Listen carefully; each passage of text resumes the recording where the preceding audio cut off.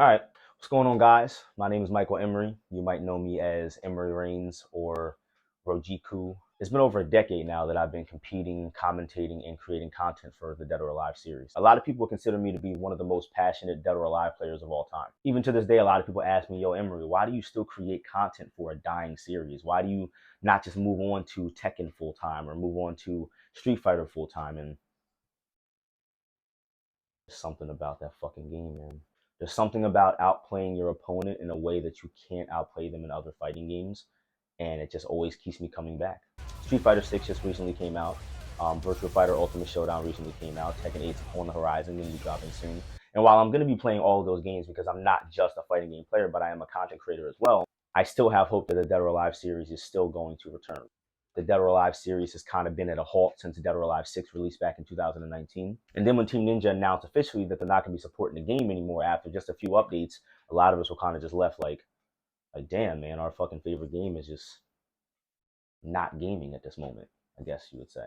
I'm not making this video to talk about the current state of Dead or Alive. I feel like that's kind of a conversation that's kind of overdone at this point. You know what I mean? We kind of understand that the game isn't really doing anything right now, but I really want to talk about the life of this game and what got me into it.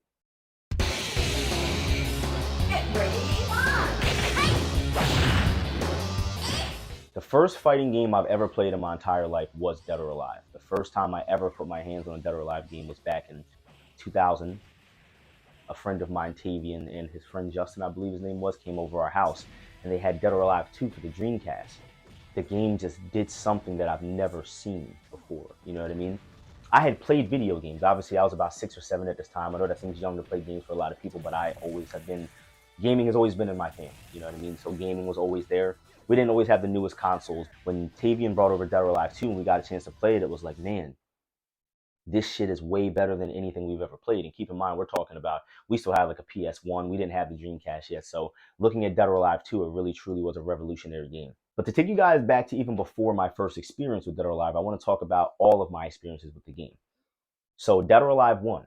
The first time I ever played Dead or Alive 1 was actually after Dead or Alive 2. I actually went back and started to try to find and collect every single game in the Dead or Alive series. Now, a lot of guys are going to hate me for this, but I really didn't love Dead or Alive 1. So I can kind of admit that I have an obsession kind of with Dead or Alive 2. Like, I believe it's just one of the greatest fighting games ever made. Not to say that Dead or Alive 1 is a bad game in any way, but it just didn't quite appeal to me like Dead or Alive 2 did. So after we got to play Dead or Alive 2, obviously, again, we didn't have a Dreamcast, so I had to resort to what we currently had. We had a PlayStation 1. So the only game that was even out on the PS1 that I could relate to Dead or Alive 2 was Dead or Alive 1. So I went to the game store. It was Funko Land at the time. And I'll never forget, I bought Dead or Alive 1, and I had bought Tekken 3. This was the first time I'd ever touched Tekken 3 as well. So playing them both side by side, you can clearly see Tekken 3 just had a certain level of advancement that Dead or Alive 1 didn't possess. Not to say I prefer Tekken 3 over Dead or Alive 2, or Dead or Alive as a whole, but you guys can understand. If you guys played Tekken 3 and Dead or Alive 1, you can clearly see there's a big, okay, this game is just, it's just a little better, you know? Not to say there's anything wrong with Dead or Alive 1, it just happens to not be my favorite in the series. Shout out to Dead or Alive 1. Now, moving on to Dead or Alive 2. You couldn't be. My cousin actually ended up getting Dead or Alive 2 on the Dreamcast, and me and my brothers used to always go over his house and love to play this game. And it's crazy because like combos and like juggles in fighting games are something that's considered to be a little more advanced, but combos were things that we ended up picking up pretty quickly. Playing so much of the game, eventually you're going to start to realize that, wait a minute, if I hit this button this way to do that, this is going to happen. If I hit this button after I do all that, I might be able to connect this combo. So then you start to really realize that, wait a minute, there's more to these games than just mashing buttons. You can actually chain together combos, and then understanding the stun system, it's like, wait a minute, there's a lot going on here. Something about the hit sparks in Tekken 3 kind of sent me the wrong way, because when I went to go play Dead or Alive 2, I'm like, man, there's so much realism in this game. Like when you hit people, it's like you can feel it. And not to say Tekken 3 at all is a bad game. It's one of the greatest fighting games of all time. But stacked up against Tekken 3, Dead or Alive 2 is just outshine that game in every way possible. So then I just became a cult Dead or Alive player from Dead or Alive 2 on. So then we have Dead or Alive 3. Dead or Alive 3 at the time was the first home version of a modernized Dead or Alive that we possessed in my family. So my brother ended up getting an Xbox back in 2001, I believe it came out. And Dead or Alive 3 came out, I want to say it was a launch title or shortly after. But we always possessed DOA 3. We always had the game from the beginning.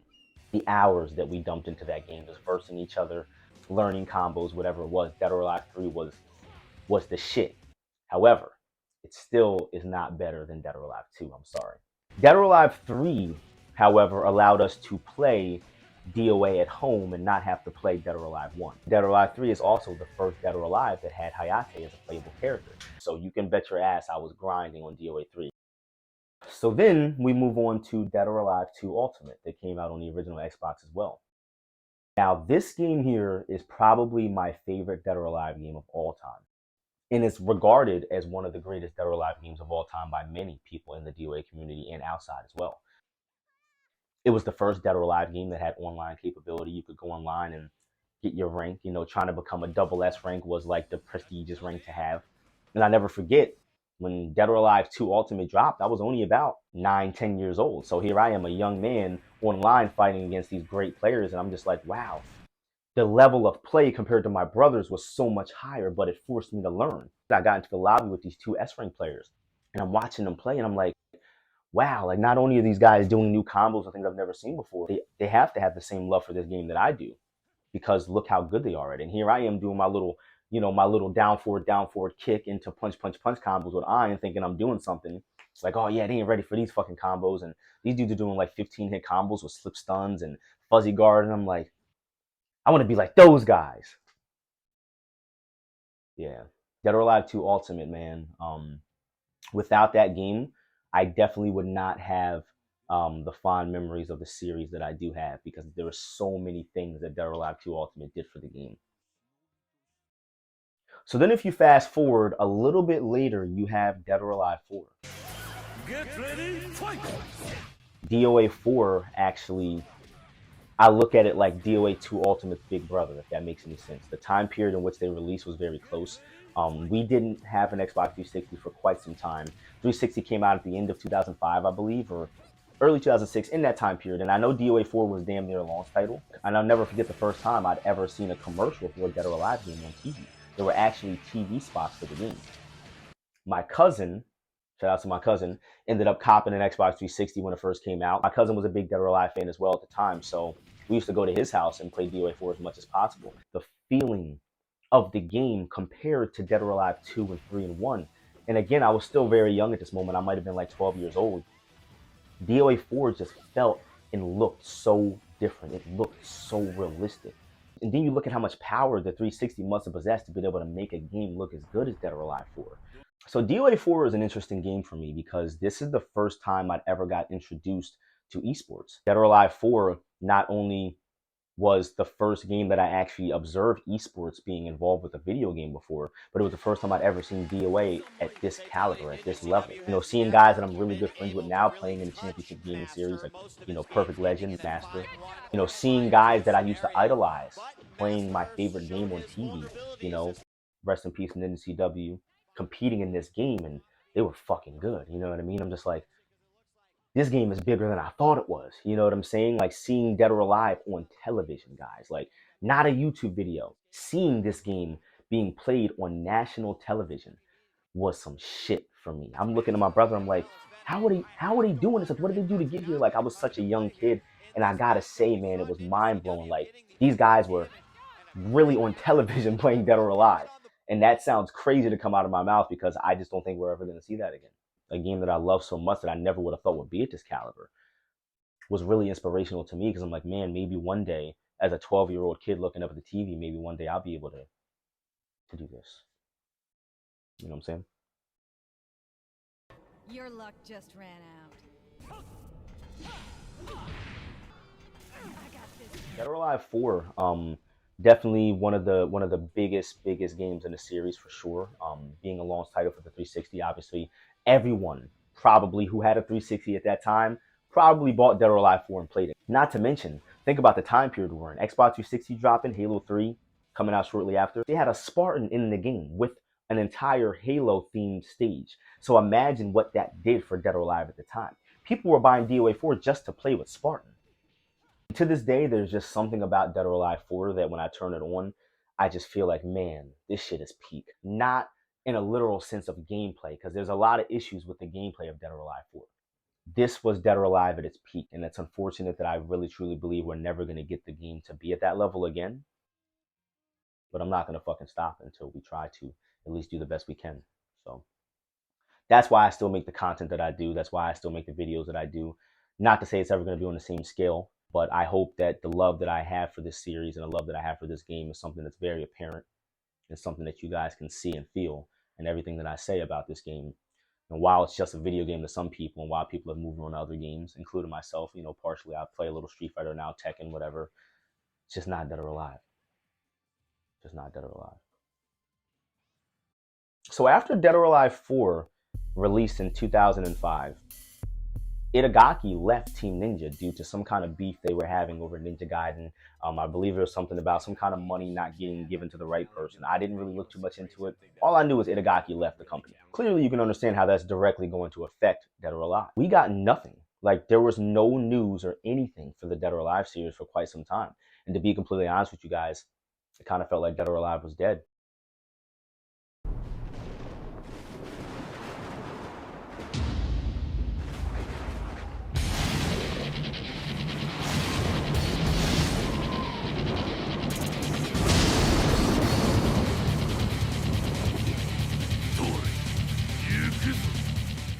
Then, Dead or Alive Dimensions got announced.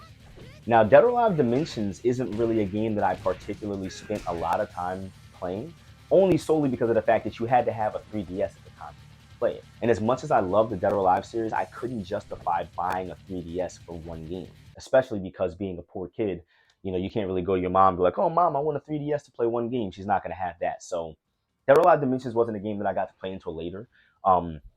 But definitely a pioneer game in its own way. There weren't really many games on the 3DS doing what Dead or Alive was doing with an entire fleshed out cast. They had Metroid crossovers in the game. They had online capabilities as well. And it was the first time that we'd ever seen Dead or Alive on a mobile console.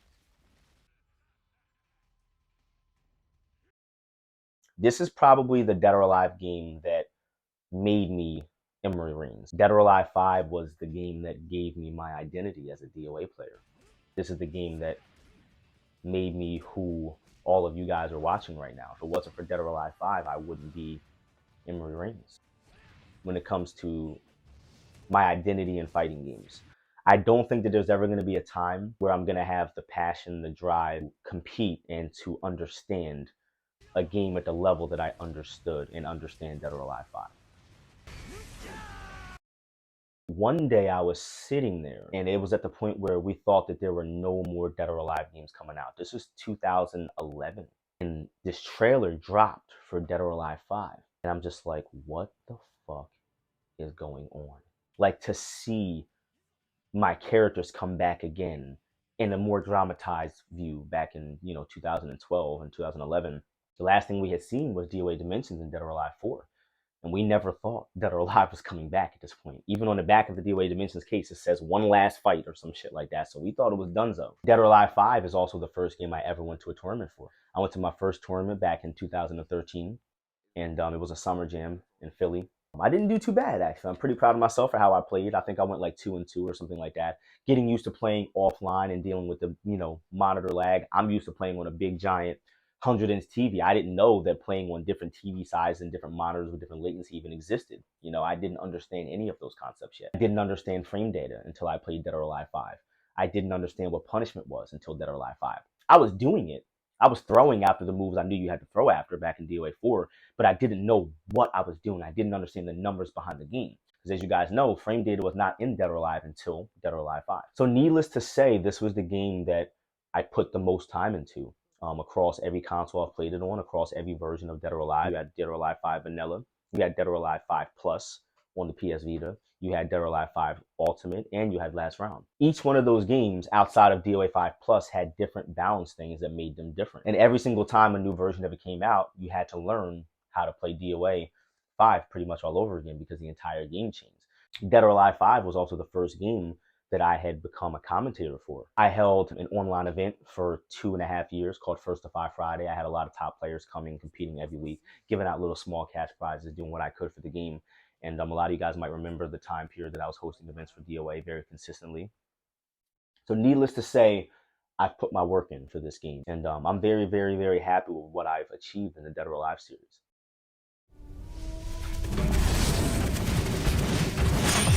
This leaves us with Dead or Alive 6, the current and last released version of our game. Dead or Alive 6 for me broke my heart. And the reasoning behind that is because I knew what the game could have been. Seeing Tekken 8, seeing Street Fighter 6, seeing all these great fighting games that are coming out and are going to continue to come out, and feeling like this game that I've invested a good portion of my adult life and all of my teenage life into is just sitting here dead in the water. And I feel as if the game is going to return. I don't feel as if Dead or Alive is finished. People ask me all the time, do I think the game is going to come back? Do I think the game is going to be dead forever? I don't think the Team Ninja is going to particularly sit around and watch these other IPs just steal from the series. I love Tekken. You guys know that. But we're not going to sit here and act like Tekken 8, half of the ideas and the mechanics in the game, they're not taking from Dead or Alive. The game looks like Dead or Alive's fucking cousin, okay? So I believe that even though DOA 6 wasn't very well received by anybody, I believe that there's still room for us to grow as a game and as a community, and I feel like there's love there for this game that's never going to go anywhere. And because of that, I feel like we are going to see another Dead or Alive game. When? I don't know, but I think it's going to come. I hope it's going to come. Dead or Alive 6 had an interesting lifespan for me because Dead or Alive 6 was the first game that allowed me to work for Team Ninja in a professional standpoint, working directly with Tom Lee, Master, Shade Swift Eye, getting paychecks with my name on it that has Team Ninja, Koei Tecmo at the top, getting flown out and feeling like, man, like all the work that I've done for this game has truly, truly paid off. Like to really work for something, to really want something, and to get it. It's like having this this this want to accomplish something that you might not ever think will happen, and then you get it. So Dead or Alive 6 for me, this is gonna sound insane to you guys, but I actually love Dead or Alive 6. Not as a game. I don't like the game, but I love what Dead or Alive 6 did for me. It allowed my voice to be heard. It allowed my knowledge of the game to be heard, my personality to be heard. And even though there's some haters, there's always going to be haters with everything we do in life. Um, I know for sure that I will always be cemented in time as one of the best people to ever put on a headset and talk about this game. I know that forever, I'll always be one of the most recognizable people that ever played this game. My goal was always never to be the best, but to be one of the best. My goal was never to be this crazy big legend, but to just be a legend. And even though some people will look at this video and probably say, man, this guy's doing all this for this dead fucking stupid game. And it's like, yeah, I love this fucking game, man. Yeah, I think DOA is going to come back.